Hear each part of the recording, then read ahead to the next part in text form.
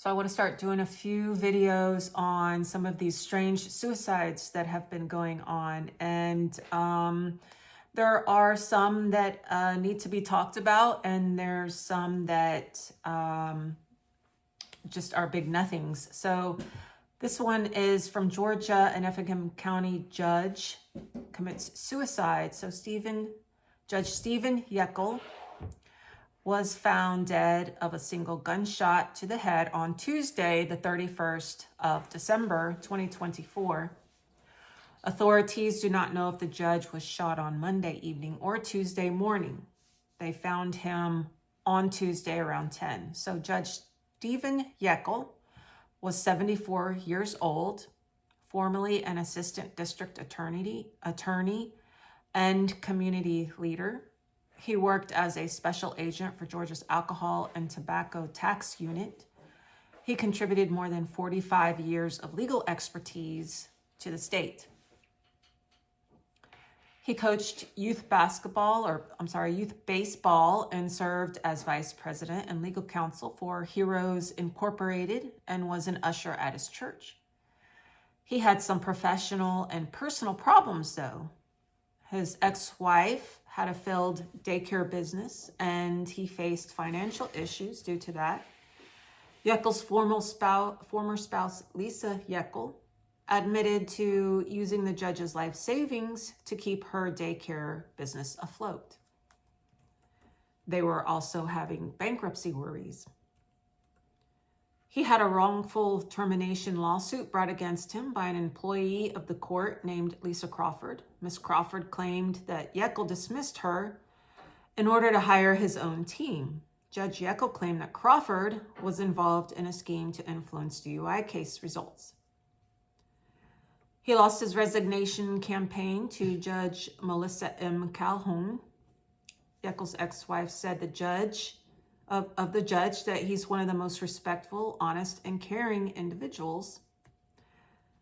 His letter of resignation to the governor was apparently rejected. So I found a copy of his letter of resignation on the internet, and it's dated December 6, 2024, and addressed to Governor Kemp. And he quotes, "Please be advised that I have respectfully submitted my letter of resignation as state court judge of Effingham County, effective December 30th, 2024. Please be advised that I have won 2 previous elections, May 24th, 2022, by over 1,400 votes and 900 votes over 2 candidates on May 21st, 2024. But a runoff was required on July 18th, 2024 that I did not win. I feel that the office of State Court Judge of Effingham is too important to be decided by only 6% of the eligible voters of Effingham County. Sincerely, Stephen R. Yeckel, State Court Judge of Effingham County." Then the judge wrote him back, and he says that he rejected the judge's letter of resignation. Quote, "Regardless of the low turnout for this year's runoff election, the people of Effingham County have spoken. The results of a fair election should not be nullified on the basis of a manufactured legal technicality."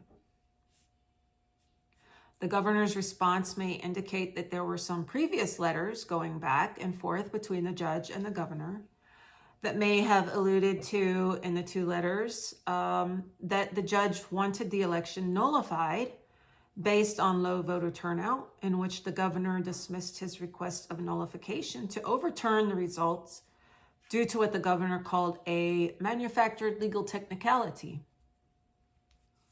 If the governor is correct and the judge, in fact, was manufacturing legal technicalities, we can guess that it was probably not the first time the judge displayed a corruption of morals. And though his ex-wife said he was honest, respectful, and caring, she was his ex-wife and quite possibly dependent upon his spousal support or alimony, and had a reason to state such things if she depended upon his income. And a lot of times people state the opposite of what the truth is. Judge Yeckel has been reported by the sheriff that the deputy who found his body in the courtroom.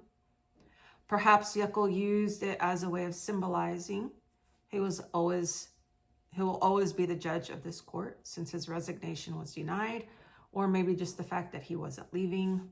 Some kind of symbolism, I think, is important to note here, that he shot himself in the courtroom. Judge Yeckel thought he should be able to keep his position as judge when voted out, and that if he could keep the governor on his side and agree to nullify the election based on a low turnout, that he would be able to nullify the votes and keep his position. I think this is a non-issue as far as suicides go. He wasn't suicided, he just committed suicide. There's no conspiracies here. The man committed suicide because he had basically no money. He had financial issues, personal issues. He was being sued by the lady that he worked with in the court for $10,000. He had no savings. He was outvoted by another judge, and the governor refused to terminate his position, to accept his letter of resignation. And so he was just going to be out of a job. He was 74 years old and he had an ex-wife and apparently no money. So I think this is a non-issue. It's not a conspiracy. I don't think he was suicided. I think he just committed suicide.